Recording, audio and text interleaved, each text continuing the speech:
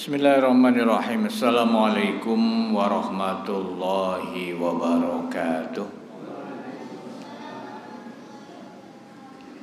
Alhamdulillah.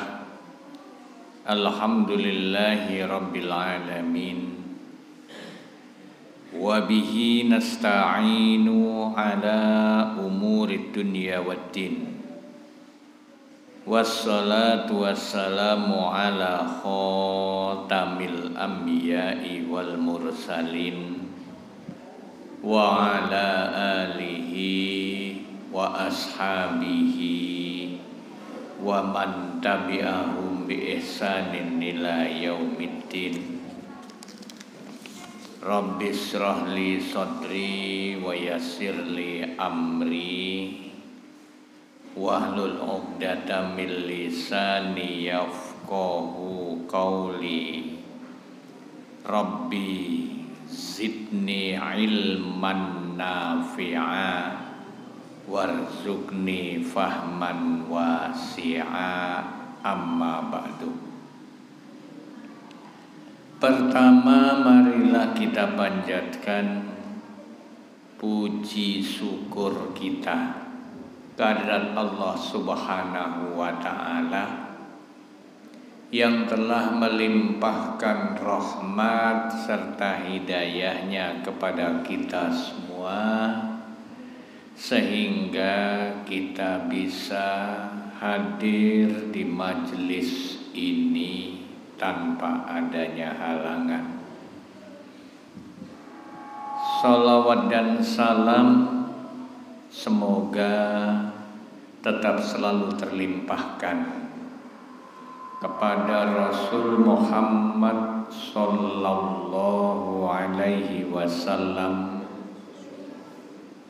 Beliau sebagai suri tauladan kita, beliau yang telah diutus oleh Allah Subhanahu wa ta'ala ke muka bumi ini untuk menyempurnakan akhlak manusia, untuk mengeluarkan umat manusia dari zaman kesesatan, dari zaman kejahilan menuju zaman yang islami.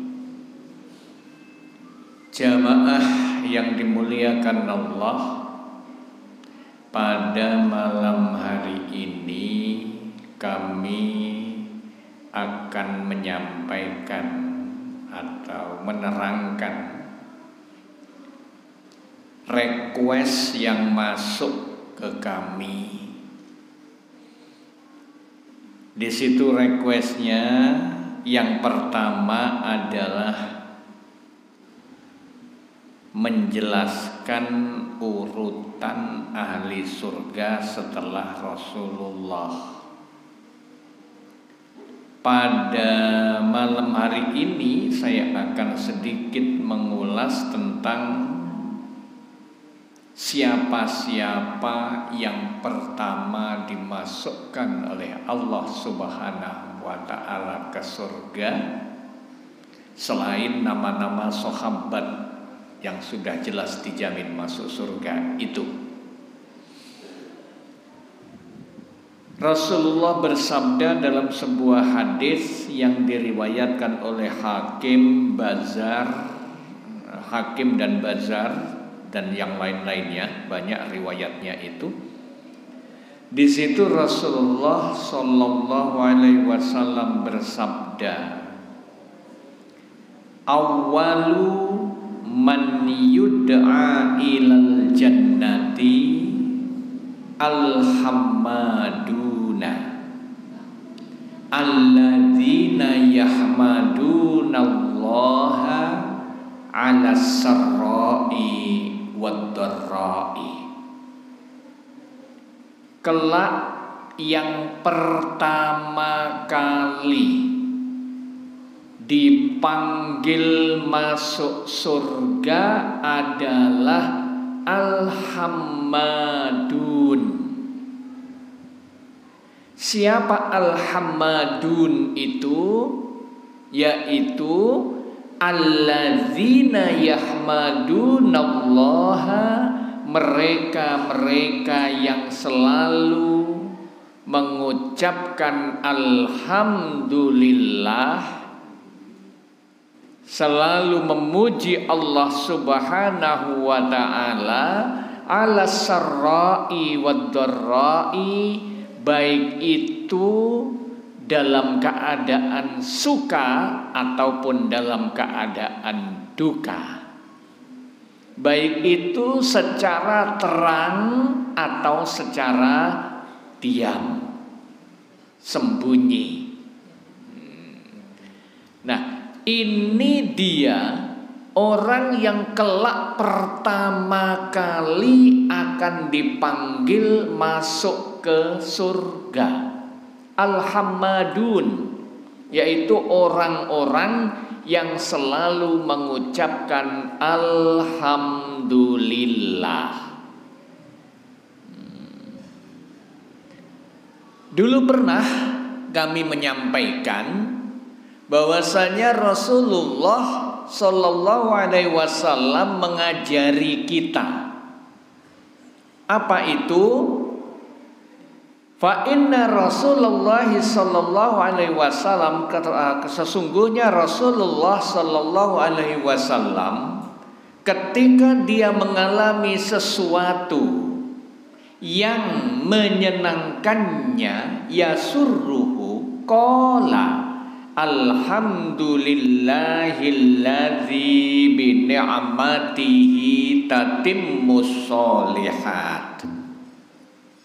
Segala puji bagi Allah Subhanahu wa ta'ala yang dengan nikmatnya tatimmus sholihat, menjadi sempurna kebaikan itu. Jadi ketika mendapatkan nikmat, mendapatkan rezeki dan lain sebagainya, yang penting sesuatu yang ia senangi, kebaikan-kebaikan, maka dia mengucapkan alhamdulillahilladzi bi ni'matihi tatimmus sholihat. Tetapi kalau mengalami sesuatu yang tidak menyenangkannya, sesuatu yang dia tidak menyukainya, maka yang diucapkan oleh Rasulullah adalah alhamdulillahi ala kulli halin. Pokoknya alhamdulillah, itu kalau bahasa kita. Alhamdulillah ala kulli hal, segala puji bagi Allah dalam keadaan seperti apapun. Ala kulli halin, seperti apapun. Berarti kalau pakai bahasa kita ya itu tadi, pokoknya alhamdulillah. Apa saja yang kita alami, semuanya kita ucapkan alhamdulillah. Dan orang-orang yang seperti ini disebutkan dalam hadis tadi, dialah yang kelak pertama kali akan dipanggil ke surga. Maka sekarang kita biasakan. Saya yakin kita semua kan ingin menjadi orang yang pertama dipanggil ke surga. Jangan apa? Jangan kita bersandarkan dengan pada hadis Rasul, man kana fi jawfihi khardalun minal iman dakhalal jannah. Barang siapa yang di dalam hatinya adalah setitik iman pasti masuk surga. Oh jangan. Kenapa? Ini kan berarti kita maunya masuk carry-carry nggak apa-apa. Ya, ini yang disebut dengan al-jaham, ahli surga tapi jahannamiyun, ya ini. Ahli surga tapi parkir dulu di jahanam. Oh, jangan, kita harus ingin sebisa mungkin kita ini masuk surga tanpa parkir di jahanam. Apa bisa? Bisa. Karena pintu itu masih terbuka sekali bagi kita semuanya. Yang penting kita mau atau tidak. Kemudian menurut hadis yang lainnya, Rasulullah Sallallahu Alaihi Wasallam bersabda, dinampakkan kepadaku 3 golongan yang pertama masuk surga dan 3 golongan yang pertama masuk neraka. Hadisnya sama, diriwayatkan oleh Ahmad, Hakim dan Baihaqi. Siapa 3 golongan yang dimasukkan surga pertama kali? Yang pertama adalah orang yang mati syahid. Orang yang mati di medan perang. Ya, mati syahid itu tidak hanya di medan perang, ada banyak di sana macamnya mati syahid. Cuman di sini yang utama adalah yang mati di medan perang membela agama Allah. Cuman itu tadi, niatnya harus ikhlas. Karena banyak orang yang mati di medan perang justru pertama dilempar ke neraka. Seperti pernah kami sampaikan dulu, gara-gara salah niat, karena niatnya hanya untuk urusan dunia. Biar dibilang gagah berani, biar dapat julukan pahlawan, biar dihormati dan lain sebagainya. Nah, tidak, harus niatnya ikhlas. Ini yang pertama masuk ke dalam surga, yaitu orang yang mati syahid. Yang kedua adalah hamba sahaya yang tidak menghambakan pada urusan dunia. Hamba sahaya yang tidak menghambakan pada urusan dunia, artinya dia tetap menjalankan perintah Allah Subhanahu wa ta'ala dalam seperti apapun. Ada sebuah kisah seorang ulama ketika itu di negeri itu hujan tidak turun-turun, sampai diadakan sholat istisqa.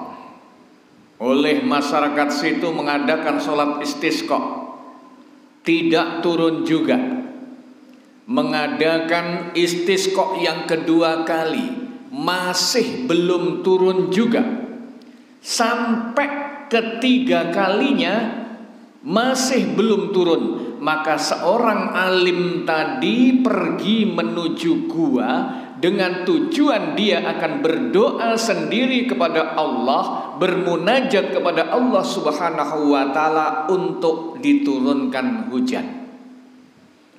Tapi begitu dia sampai di gua yang tidak ada orang yang melihatnya, justru dia menemukan di situ ada orang berkulit hitam, dekil, jelas dia adalah seorang budak. Ternyata dia sedang bermunajat kepada Allah, sujud kepada Allah, dan di dalam sujudnya terdengar dia berkata, "Ya Allah, turunkanlah hujan.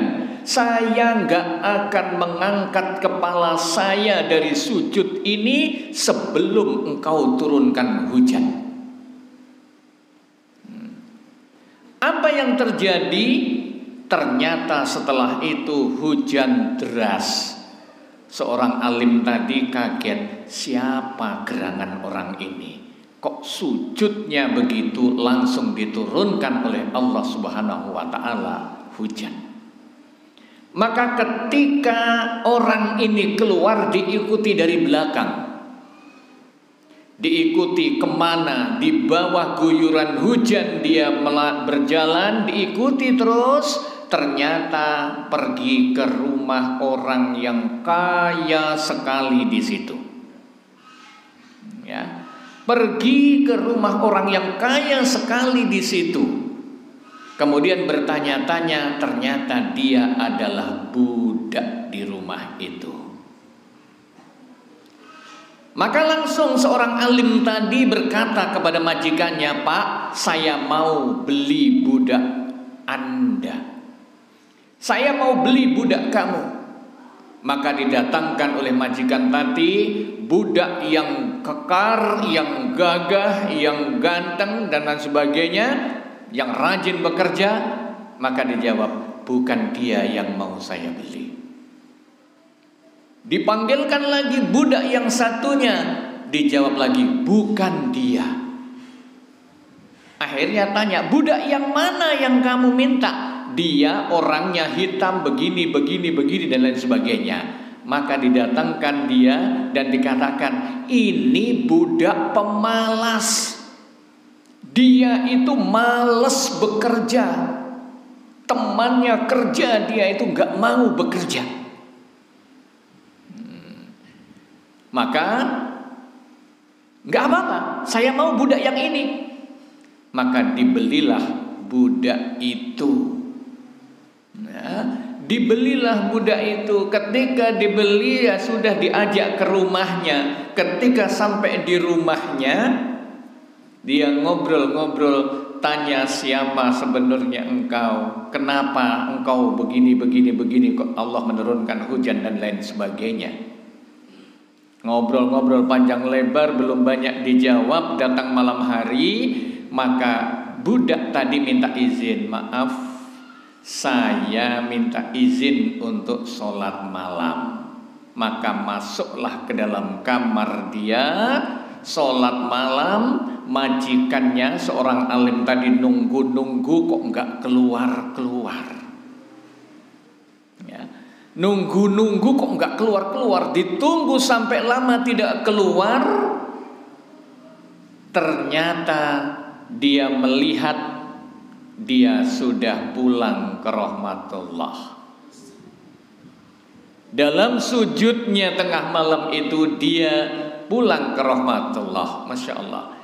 Ini budak yang dia tidak menghamba kepada urusan dunia. Cuman sekarang sudah nggak ada perbudakan seperti itu, nggak ada budak sekarang. Ini yang kedua, yang dijamin masuk surga. Kemudian yang ketiga adalah orang fakir yang enggan meminta-minta. Orang tidak mampu yang tidak mau dia itu mengandalkan belas kasihan orang. Kenapa? Karena banyak hal. Ada sebuah hadis Rasulullah Shallallahu Alaihi Wasallam menyatakan dalam sebuah hadisnya, hukum meminta-minta itu al-aslu fil mas'alati al-haram. Jadi hukum meminta-minta pada asalnya itu adalah haram, kecuali untuk 3 orang. Jadi pada asalnya adalah haram. Siapa 3 orang itu? Nanti akan kita bahas pada waktu yang lain saja. Nah, jadi pada muasalnya, pada dasarnya meminta-minta itu adalah hukumnya haram. Namun sekarang banyak yang meminta-minta itu dijadikan sebagai profesi. Baik itu meminta-minta dengan banyak alasan. Sehingga di Madura itu ada kampung pengemis yang rumahnya itu bagus-bagus kalah rumah-rumah di sini. Nah, ini 3 orang yang ditunjukkan kepada Rasulullah yang akan masuk surga pertama. Terus 3 orang yang pertama dimasukkan neraka. Itu siapa? 3 orang yang pertama dimasukkan neraka adalah 1. Penguasa yang zalim, penguasa yang tidak memikirkan rakyatnya, penguasa yang hanya memikirkan dirinya sendiri. Silahkan menilai sendiri. Banyak sekarang baik itu dari tingkat bawah sampai tingkat atas, penguasa yang hanya memikirkan dirinya sendiri dan bolonya atau konco-konconya. Rakyatnya nggak mau peduli. bahkan rakyatnya dijadikan sebagai konsumen dan lain sebagainya. Nah ini penguasa yang zalim, itu yang pertama. Yang kedua adalah orang kaya yang tidak memberikan atau melaksanakan hak Allah pada hartanya. Orang yang sudah berkewajiban untuk mengeluarkan zakat, tapi dia tidak mengeluarkan zakatnya. Orang yang punya kelebihan tapi nggak peduli dengan lingkungannya, nggak peduli dengan masyarakatnya. Nah inilah, karena pada harta kita itu hak tidak hanya zakat saja. Inna fi amwalikum haqqun siwa zakah. Sesungguhnya di dalam harta kamu itu ada hak yang lain selain zakat. Apa? Ya infak, ya sodakoh, dan lain-lain sebagainya. Kalau yang zakat itu sudah wajib, jelas. Maka dengan harta kita, ya kita nggak usah terlalu dengan harta kita, terlalu pelit dengan harta kita. Karena orang mencari harta itu ada dua macam. Rasulullah menyatakan, barang siapa yang mencari harta karena untuk memberi nafkah anak istrinya, maka fi sabilillah, dia di jalan Allah. Barang siapa yang mencari harta untuk ditumpuk-tumpuk, fahuwa fi sabilis syaitan. Barang siapa yang mencari harta, bekerja untuk menumpuk-numpuk harta, maka dia sebetulnya berada di jalan setan. Maka kita harus perhatikan. Jadi sama-sama bekerja membanting tulang peras keringat, tapi yang satu adalah fi sabilillah, di jalan Allah, yang satu adalah fi sabilis syaitan, atau di jalan setan. Tinggal kita untuk apa sih bekerja? Untuk apa kita bekerja? Untuk apa kita mencari harta? Nah ini yang kedua, orang kaya. Kemudian orang yang ketiga adalah orang fakir, orang miskin yang sombong. Sudah miskin, sombong, maka dia adalah termasuk yang pertama dimasukkan ke dalam neraka. Lah orang miskin sombong itu seperti apa? Kalau orang kaya sombong kan banyak. Itu menurut kita ya.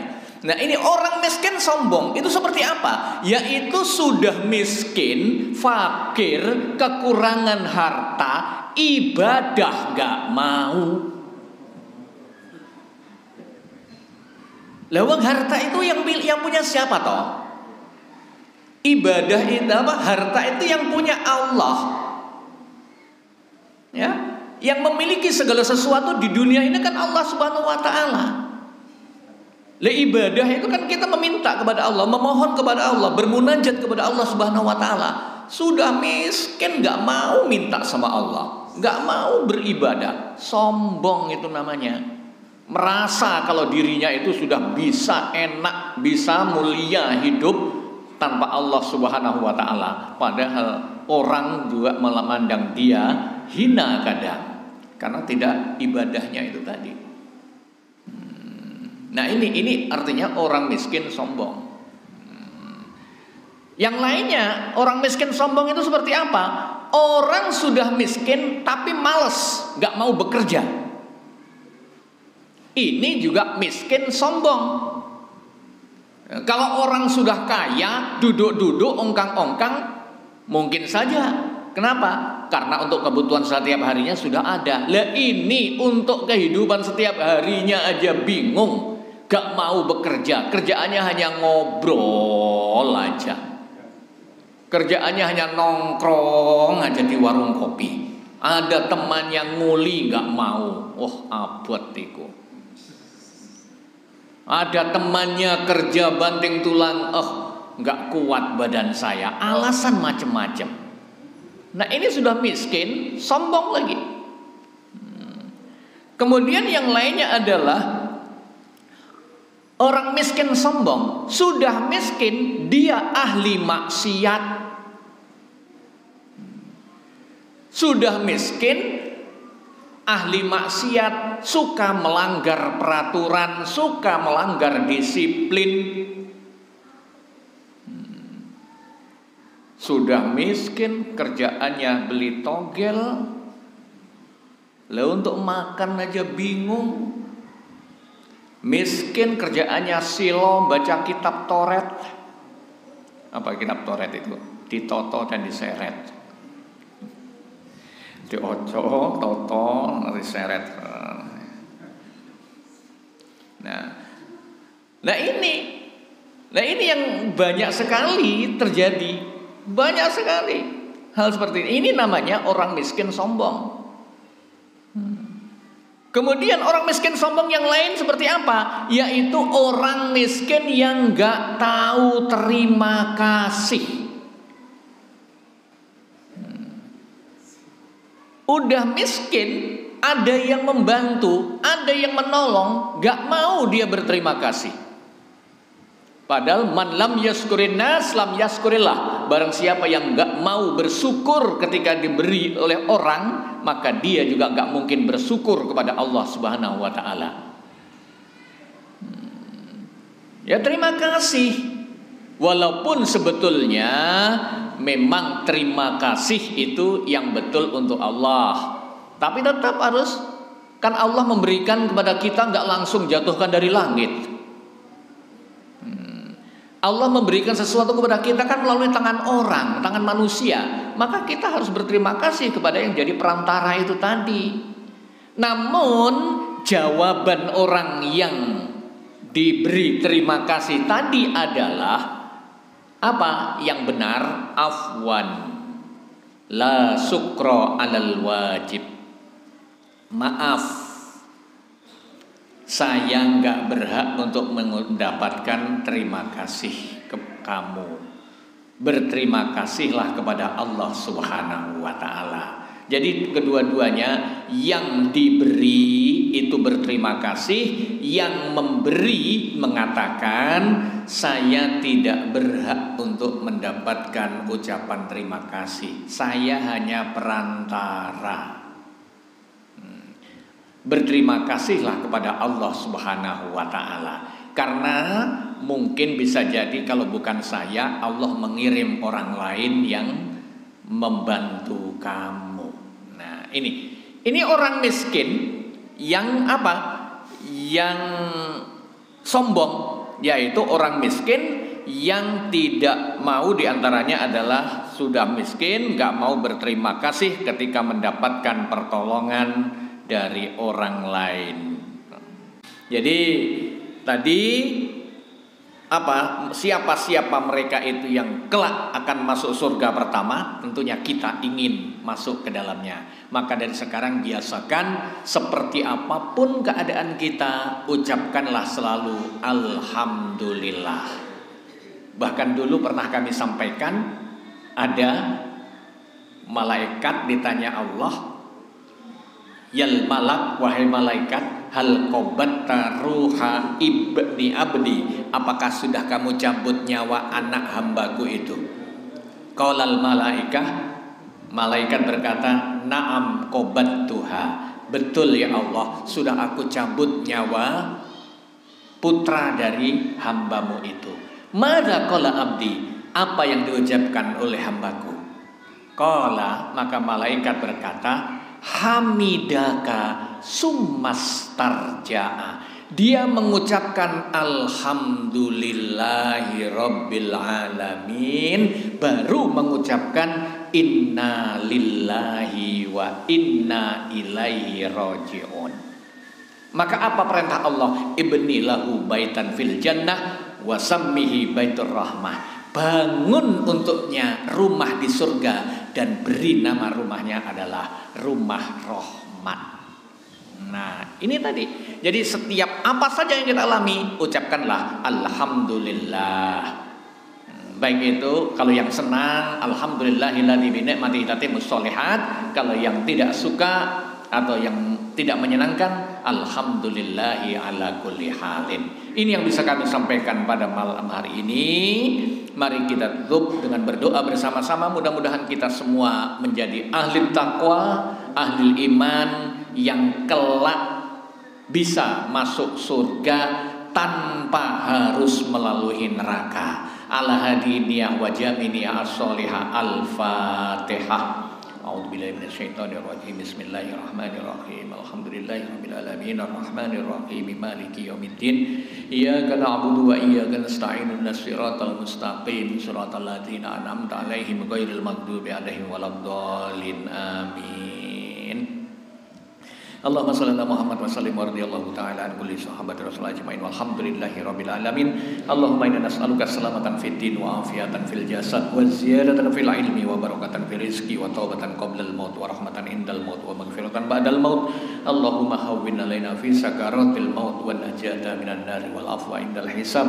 Rabbana afrigh alaina sabran wa tsabbit aqdamana wansurna 'alal qaumil kafirin. Allahumma ighfir lana wa liwalidayna warhamhuma kama bayana sigara. Allahumma ighfir lana wa li ihwanina alladziina sabaquna bil iman wa la taj'al fi qulubina ghillan lil ladziina amanu rabbana innaka ra'ufur rahim. Allahumma inna nas'aluka ridhaka wal jannah wa na'udzubika min sakhatika wan nar. Allahumma inna nas'aluka minal khairi kullihi ajilihi wa ajilihi ma 'alimna minhu wa ma lam na'lam wa na'udzubika minas syarri kullihi ajilihi wa ajilihi ma 'alimna minhu wa ma lam na'lam. Allahumma la tada' lana dhanban illa ghafartah wa la hamman illa farrajtah wa la dainan illa qadaitah wa la aiban illa satartah wa la hajatan min hawaijid dunya wal akhirati illa qadaitah ya arhamar rahimin. Ya muqallibal qulub tsabbit qulubana ala dinik. Ya musarrifal qulub sarrif qulubana ala taatik. Rabbana atina fid dunya hasanah wa fil akhirati hasanah wa qina adzabannar. Subhana rabbika rabbil izzati amma yasifun wa salamun alal mursalin walhamdulillahi rabbil alamin. Assalamualaikum warahmatullahi wabarakatuh.